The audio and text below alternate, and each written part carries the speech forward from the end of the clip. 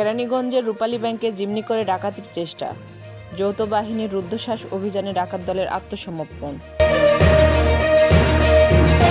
শেখ হাসিনার নির্দেশেই ইন্টারনেট বন্ধ করা হয়েছিল বলে স্বীকারোক্তি দিয়েছে জুনাইদ আহমেদ পলক।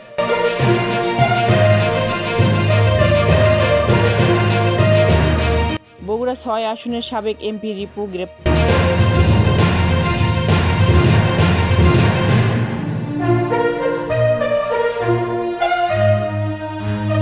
বিডিআর হত্যাকাণ্ডে শেখ হাসিনা সহ ৫৮ জনের বিরুদ্ধে ট্রাইব্যুনালে অভিযোগ দায়ের।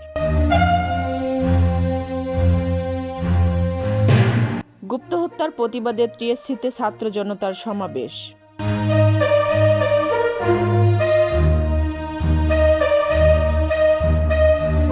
রাজশাহী আদালত চত্বরে আসামির ওপর হামলা, বিব্রত আইনজীবীরা।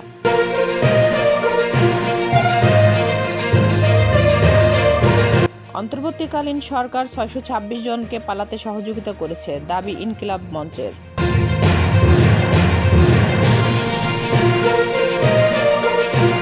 ইসির নিষেধাজ্ঞা না থাকলে আওয়ামী লীগের নির্বাচনের অংশগ্রহণে কোনো বাধা নেই, নির্বাচন কমিশন।